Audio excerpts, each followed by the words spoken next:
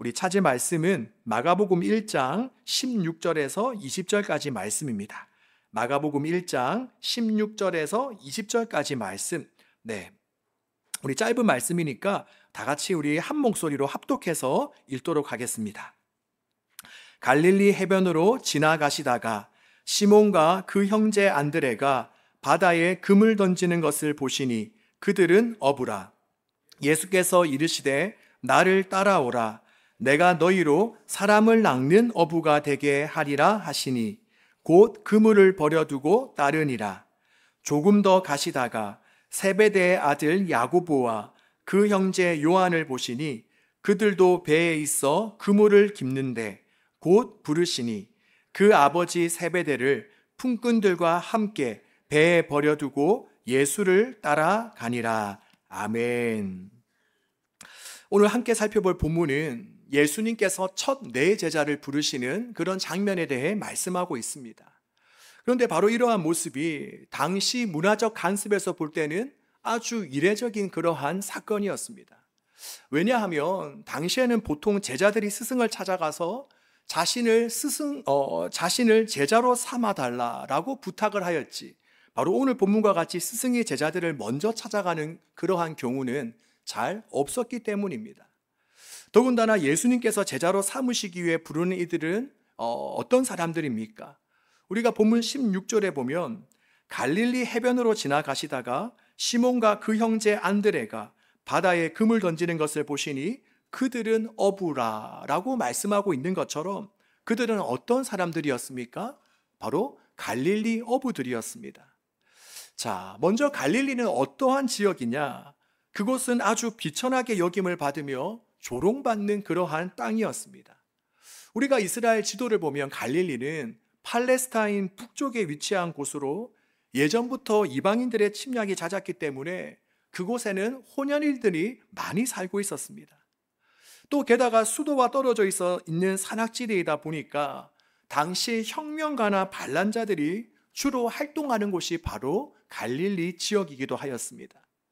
그러니 이런저런 이유로 갈릴리는 아주 소외되고 천대받는 땅으로 여겨졌고, 또 자연스럽게 그곳에 살았던 사람들 역시 그에 상응하는 대우를 받으며 지내고 있었습니다. 자, 그리고 또 본문에는 그들의 직업에 대해서 상세히 밝히고 있는데 이들의 직업은 당시 비천하게 여김을 받았던 직종 중 하나인 어부였습니다. 그러니 사실 인간적인 기준과 잣대로 지금 예수님께서 부르시고 있는 이들의 모습을 바라본다면 그들은 예수님의 제자가 되기에는 뭔가 좀 부족해 보이는 그러한 사람들이었습니다. 자, 하지만 오늘 그럼에도 불구하고 오늘 본문을 보면 어떻습니까? 바로 당시 스승이신 예수님께서는 당시에 만연되어져 있던 이러한 모든 문화적인 틀을 다 깨어버리고 직접 그들을 찾아오셔서 그들을 제자로 삼으셨습니다. 자, 먼저 우리는 이러한 점들을 통해서 무엇을 알 수 있는가? 먼저 짧게 두 가지를 말씀드리면, 첫 번째는 우리가 주님의 부르심을 받고 주님의 제자가 된다는 것은 전적인 하나님의 은혜로 말미암아 이루어진다라는 것입니다.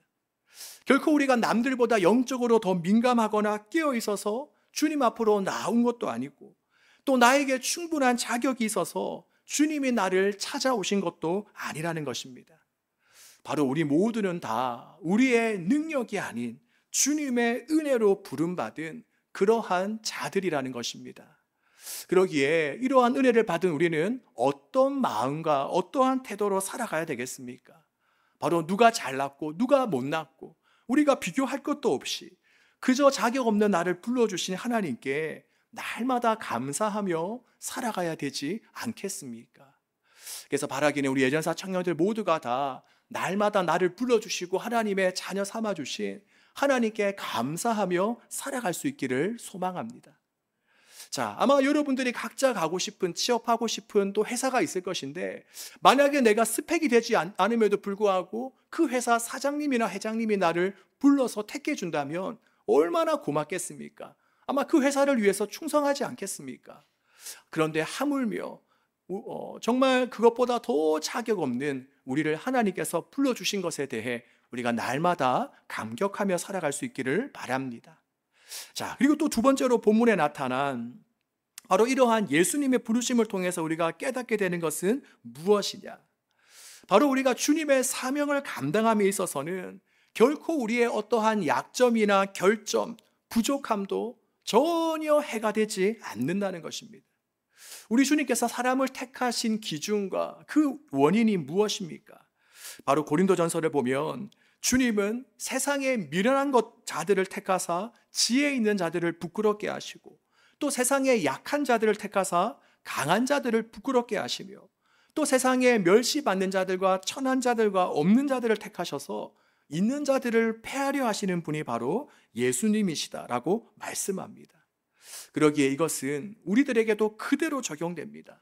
때때로 우리의 건강이 좋지 않은 것이, 또 우리의 배움이 짧은 것이, 또한 물질과 능력의 부족함이 우리가 결코 주님의 일을 함에 있어서 아무런 장애와 방해가 될 수 없는 것입니다. 그러기에 만약에 오늘 이 자리에 나는 이것도 없는데, 나는 이것도 부족한데, 나 같은 사람이 어떻게 하나님께 쓰임받을 수 있을까? 혹시 이런 생각을 가지고 있는 우리 청년들이 있다라면 그러한 모든 생각들을 다 깨어 부수어 버리고 자격 없는 나를 불러주시고 택해주시고 또 이곳 가운데 세워주신 우리가 하나님께 감사하며 맡겨주신 사명 우리가 충성되게 잘 감당할 수 있기를 바랍니다. 자, 이처럼 우리가 먼저는 예수님께서 제자들을 불러주신 부르심을 통해서 두 가지, 바로 주님께서는 우리가 주님의 부르심을 받은 것은 우리의 능력이 아니요 하나님의 은혜이다. 그리고 또 우리의 연약함이 정말 하나님께서 쓰시는데 아무런 해나 방해가 되지 않는다. 바로 약해도 쓰임받을 수 있다라는 것을 우리가 살펴보았습니다. 그리고 계속해서 본문을 살펴보면 제자들을 부르신 예수님의 목적이 나옵니다. 자, 그렇다면 예수님께서 과연 제자들을 왜 부르셨는가? 지금 이 시대에 주님께서 왜 우리를 이 자리에 있게 하시고 왜 우리를 주님의 자녀 삼으셨는가? 그 목적이 본문에 나오는데, 자, 17절 말씀 우리 함께 한번 읽도록 하겠습니다. 17절입니다. 예수께서 이르시되 나를 따라오라. 내가 너희로 사람을 낚는 어부가 되게 하리라 하시니 아멘. 자, 여기 이 말씀을 보면 지금 예수님께서 제자들을 부르신 목적이 뭐라고 이야기합니까? 바로 먼저는 주님을 따르는 자들이 되도록 하기 위해서 예수님께서 제자들을 부르셨다라는 것입니다. 자, 그렇습니다. 지금 주님께서 왜 우리를 부르셨는가? 바로 예수님을 따라가는 삶을 살도록 하기 위해서 우리를 부르셨습니다. 자, 오늘 본문을 보면 지금 주님의 부르심을 받고 있는 4명의 사람들은 지금껏 그들은 어떤 인생을 살아왔습니까? 지금 제자들은 그동안 자기가 자기 인생의 주인이 되어서 자기 스스로 자신의 인생들을 계획하고 결정하고 책임지는 삶을 살아왔습니다. 그러니 그들의 삶은 어떠했습니까? 그저 여러 사람들과 마찬가지로 먹고 입고 잘 수 있는 그 환경들, 그러한 여건들을 마련하기 위해서 바다에 그물질을 던지는, 즉 눈에 보이고 귀에 들리는 것만을 추구하는 그런 인생을 그들은 살아왔습니다. 하지만 지금 주님은 그들에게 뭐라고 말씀하십니까? 바로 이제는 너희는 나를 따라오라고 말씀하십니다. 이제 너희 인생의 주인을 너 자신으로부터 돌이켜서 이제는 너 자신의 인생을 주님으로 바꾸어라. 이제는 너희의 생각과 감정과 느낌과 계획이 아니라 예수님이 말씀하시고 예수님이 보여주시는 대로 살아라 라고 말씀하고 계시는 것입니다. 이처럼 주님은 우리로 하여금 우리를 부르신 것은 주님을 따르는 자들이 되도록 하기 위해서, 우리의 눈에 보이는 세상 사람들이 아니라 바로 주님을 따르는 자들이 되기 위해서. 자, 그러면 그 결과, 우리가 주님을 따라갈 때 어떤 결과가 일어난다라고 말씀하십니까? 오늘 본문을 보면 사람 낚는 어부가 되게 해주겠다라고 말씀하십니다. 이 말은 뭐냐?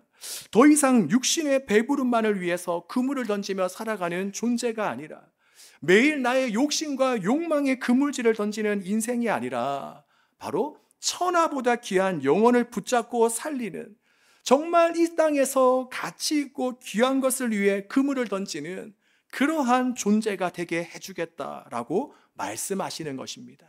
자, 이해가 되죠? 바로 우리가 주님이 우리를 부르신 것은 주님을 따라가도록 하기 위해서, 그리고 우리가 주님을 따라가면 어떤 결과가 일어나는가? 나도 모르는 사이에 더 이상 나의 욕심과 욕망의 그물질을 던지는 인생이 아니라 정말 영원한 가치를 위해서 살아가는 존재가 된다는 것입니다. 자, 이것은 우리도 마찬가지죠. 바로 주님께서 우리를 불러주시고 제자 삼으신 것에는 분명한 이유와 목적이 있습니다. 바로 방금 전에 말씀드린 것처럼 그저 우리가 주여 주여 외치면서 마치 예수님을 새로운 도깨비 방망이를 획득한 것처럼 나의 욕심과 욕망을 더 부르짖고 채우는 그런 삶을 살기 위해서 우리를 부르신 것이 아니라 바로 우리가 이제는 내 인생의 주인을 예수님으로 모시며 주님 따라가는 인생이 되도록 하기 위해서 우리를 부르신 것입니다. 그리고 그 결과 어떤 일이 우리에게 일어난다라고 이야기합니까?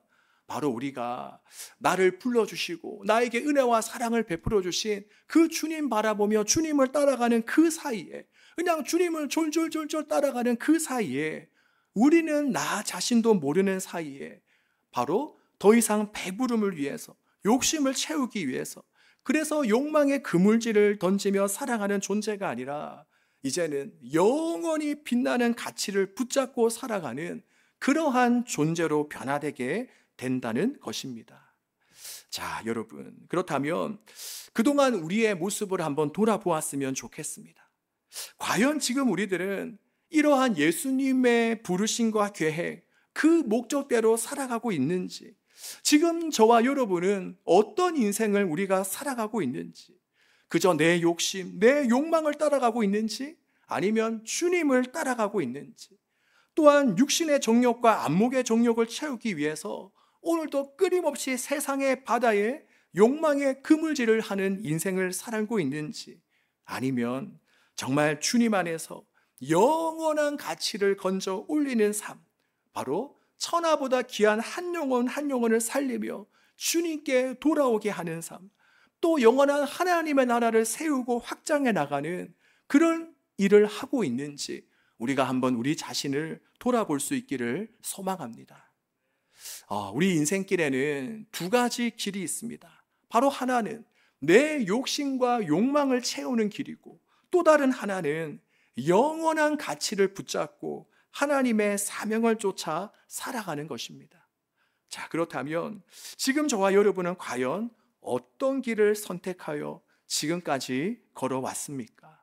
오늘 이 시간을 통해서 우리 모두가 다 그동안 우리의 삶, 우리의 모습을 한번 점검해 볼 수 있기를 바랍니다. 자, 그리고 마지막으로 오늘 본문을 통해서 보게 되는 것은 무엇이냐? 바로 이러한 주님의 부르심을 받은 제자들의 반응입니다. 제자들의 반응. 자, 주님이 그들을 이렇게 불러주셨어요. 분명한 이유와 목적을 가지고 불러주셨어요.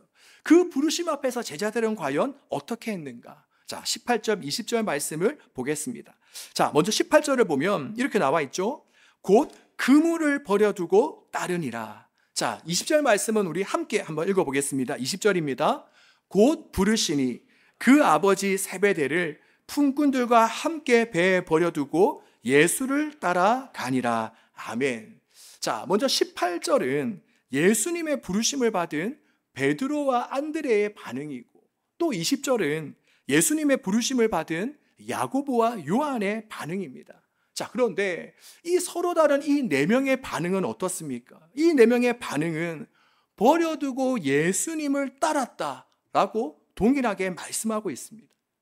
먼저 18절에 베드로와 안드레는 여러분도 잘 아시다시피 그냥 취미 삼아서 오늘 우리 한번 갈릴리에 낚시 여행 한번 가볼까 해서 그냥 낚시 여행 왔다가 그분을 버려두고 예수님을 따른 것이 아닙니다. 바로 안드레와 베드로는 바로 그물질로 밥을 먹고 살아가는, 바로 고기잡이를 업으로 삼고 살아가는 그러한 사람들이었습니다. 하지만 그럼에도 불구하고 성경은 그들은 그물을 버려두고 예수님을 따랐다라고 이야기합니다. 자, 그리고 20절도 마찬가지죠. 야고보와 요한, 그들은 심지어 그물뿐만이 아니라 아버지까지 버려두고 예수님을 따랐다라고 성경은 이야기하고 있는데, 자, 여기에 보면 특이한 게 야고보와 요한의 아버지의 이름이 나옵니다. 자, 이름이 뭐죠? 세베대라고 이름이 나오죠. 이처럼 그의 아버지 세베대라고 구체적으로 명시되어 있는 것으로 보아서, 또한 그 아버지가 품꾼을 데리고 있었다는 것을 보아서 아마도 당시에 야고보와 요한의 아버지였던 세베대는 그래도 당시에 꽤 영향력 있는 인물이 아니었을까 우리가 한번 추측해 볼 수 있습니다. 그러니 지금 야고보와 요한은 예수님의 그 한마디, 나를 따라오라는 그 한마디에 어쩌면 자기 인생을 책임져 주고 자기 인생을 보호해 줄 수 있는 정말 그 영향력 있는 아버지까지도 버려두고 예수님을 따랐던 것입니다. 바로 이것을 요즘으로 치면 아마도 유산으로 받을 수 있는 아파트도 내어 던지면서 그들은 예수님을 따랐다라고 볼 수 있는 것입니다. 자, 이처럼 성경이 오늘날 우리들에게 말씀하고 있는 것은 무엇입니까? 바로 우리가 주님의 제자가 되기 위해서는 그 이전의 삶을 버려야 된다는 것입니다. 바로 부름을 받았으니 지금까지의 삶에서 떠나야 한다는 것입니다. 즉 우리가 주님을 따르기 위해서는 지금까지의 그 모든 삶을 전복시키는 우리의 어떠한 대가와 희생이 반드시 뒤따라야 한다는 것입니다. 우리가 누가복음에 보면 우리 주님도 이 부분에 대해서 분명하게 말씀하셨습니다. 누가복음 14장 26절 27절 말씀을 보면 물은 내게 오는 자가 자기 부모와 처자와 형제와 자매와 더욱이 자기 목숨까지 미워하지 않으면 능히 내 제자가 되지 못하고 누구든지 자기 십자가를 지고 나를 따르지 않는 자도 능히 내 제자가 되지 못하리라 라고 말씀하십니다. 또한 이분들뿐만이 아니라 성경의 다른 인물들을 보아도 그들은 예수님을 영접한 이후에 그들의 사고방식이나 가치관, 라이프 스타일이 완전히 바뀐 것을 볼 수 있습니다. 바로 빌립보서 3장 7절 8절에 보면 바울은 이렇게 고백합니다. 그러나 무엇이든지 내게 유익하던 것을 내가 그리스도를 위하여 다 해로 여길 뿐더러 또한 모든 것을 해로 여김은 내 주 그리스도 예수를 아는 지식이 가장 고상하기 때문이라. 바로 이제는 내가 하나님이 어떤 분이신지를 알았고 또 그 하나님께서 나를 위해 어떤 일을 해주셨는지를 깨달았기 때문에 바로 하나님이 나에게 어떤 존재인지를 내가 실감했기 때문에 자연스럽게 우리의 취향이 바뀌게 된다는 것입니다. 바로 예전에 내가 붙잡았던 것들을 내려놓고 이제는 오직 주님을 붙잡기 위해 달려갑니다. 그리고 때로는 그분의 말씀에 순종하기 위해서 내가 소중하게 여겼던 것까지도 이제는 서슴없이 희생하게 되는 것입니다. 그러다가 마침내는 나의 삶의 이유마저 변하게 됩니다. 바로 재물, 세상적인 지위가 나의 우선순위에서 밀려가게 되고 또 안락하고 편안하고 안전적인 생활 역시 관심사가 아니게 됩니다. 대신에 뭐가 관심사죠? 바로 하나님의 영광, 하나님의 임재를 나의 안전이나 생명보다 더 갈구하게 되는 것입니다. 그리고 주님을 기쁘시게 하는 것, 주님의 사명을 감당하는 것이 결국 우리들의 삶의 이유가 되는 것입니다. 이처럼 예수님의 참된 제자는 그냥 아무런 부담 없이 취미생활 하듯이 10년, 20년 교회 다닌다고 만들어지는 것이 아닙니다. 그리고 우리가 지금 또 제자훈련을 하려고 하고 있지만 사실상 예수님의 제자는 그냥 쾌적한 방에 앉아서 맛있는 간식 먹고 말씀 듣고 토론하는 것으로 이루어지는 것이 아닙니다. 바로 예수님의 완전한 제자는 확실한 헌신과 희생의 결단을 통해서 만들어지는 것입니다. 먼저 저는 이 본문을 가지고 이러한 내용을 묵상하는데 참 제 자신이 부끄러웠습니다. 더욱이 지금 나는 어떠한가? 과연 나는 주님을 만난 이후에 내가 소중하게 여기는 모든 것들을 다 내버렸나 생각하니 오늘 이 설교를 할 수 없을 정도로 참 부끄럽기도 하더라고요. 물론 제 나름대로 목회자의 길을 걸으며 포기한다고 하는 것들이 있긴 했지만 한번 돌아보면 내가 그동안 내려놓고 포기했던 것들은 그나마 내가 양보할 수 있고 포기할 수 있는 것들이었지. 어쩌면 내가 진짜 원하고 바라는 것들은 계속해서 붙잡고 주님 앞에 내어놓지 못했더라고요. 자, 그렇다면 지금 이 자리에 있는 우리 저와 여러분은 어떻습니까? 물론 오늘 본문 속에서 그물을 버리고 아버지를 따랐다는 말이 그냥 지금 현재 내가 가지고 있는 모든 직업을 다 내팽겨쳐버리고 나를 낳아주시고 길러주신 부모님을 나 몰라라 해라는 말은 아닐 것이 분명합니다. 하지만 확실한 것은 그들이 주님을 따르기 위해서 자신이 가지고 있었던 것들, 그것도 자신의 인생에 있어서 가장 중요하고 필요한 것들을 그들은 기꺼이 포기했다라는 것입니다. 자, 그렇다면 저와 여러분은 주님을 따르는 제자가 되기 위해서 오늘 이 4명의 사람들과 같이 정말 내가 중요하게 생각하는 것들을 내려놓고 버리며 포기한 것들이 있습니까? 주님을 위해서 내가 양보한 것들이 있습니까? 꽤 오래전에 데이비드 플랫 목사님이 레디컬이라는 책을 쓰셨습니다. 우리 예전사에서 이제 우리 선교를 가기 전에 이제 필독서로 읽고 있는데 그 책에 보면 이런 내용이 나옵니다. 바로 어떤 한 조사에서 미국 인구의 약 80%가 자신을 크리스찬으로 여긴다라는 글이 나옵니다. 이게 한 10년 전쯤에 나왔으니까 뭐 10년, 15년 전에 있는 미국의 대다수 사람들의 한 80%가 자신을 크리스찬으로 여긴다라는 것입니다. 그런데 그렇게 스스로 크리스찬이라고 주장하는 그 집단 가운데 매주 교회에 출석하는 이들의 비율은 절반을 밑돕니다. 또 그 중에 절반 이하만이 성경을 정확한 하나님의 말씀으로 믿습니다. 그리고 절대 다수는 성경의 관점으로 주변 세계를 바라볼 줄도 모릅니다. 그리고 조사관은 한 걸음 더 나아가서 자신을 그냥 크리스찬이 아니라 거듭난 크리스찬으로 여기는 계층이 얼마나 되는지를 조금 더 심층적으로 조사했습니다. 바로 개인적으로 주님께 자신의 삶을 드렸다라고 고백하고 예수님을 구주로 영접했으니 당연히 하늘나라에 가리라고 믿는 이들이 얼마나 되는가 하는 것을 조사했는데, 결과부터 말씀드리면 미국인의 약 절반 정도가 자신을 거듭난 크리스찬으로 생각한다라는 것입니다. 바로 미국인의 절반 정도가 주님께 내 삶을 드렸고 또 예수님을 영접했으니 당연히 나는 하나님 나라에 갈 거라고 확신한다는 것입니다. 그런데 조사했던 연구자는 이렇게 이야기합니다.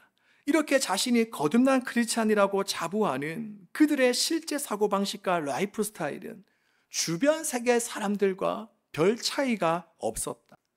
바로 그들 중에 상당수는 내가 어떤 공로나 착한 일을 행해야지 하나님 나라에 갈 수 있다라고 생각했고, 또 누군가는 그들이 섬기는 하나님과 무슬림이 섬기는 알라가 같다라고 생각하는 사람도 있었고, 또 더러는 세상에 계시는 동안에 예수님도 죄를 지었을 거라는 반응도 보였고, 또 주님에 대한 그들의 헌신이 너무나도 미미한 수준에 머물러 있었다라고 이야기합니다. 자, 그런데 여러분, 이것이 비단 미국에만 존재하는 현상이겠습니까? 어쩌면 이러한 모습이 지금 바로 저와 여러분의 모습이지 않겠습니까? 조금 전에 언급했던 그 데이비드 목사님이 어느 날은 한 아시아의 국가의 가정교회를 방문한 적이 있습니다.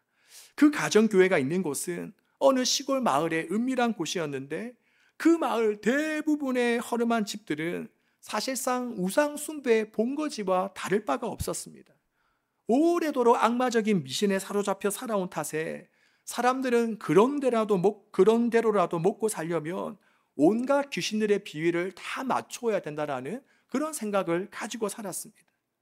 그런데 그날 그 가정교회에서 하나님의 말씀을 전하는데 유독 한 여인이 눈에 띄었습니다.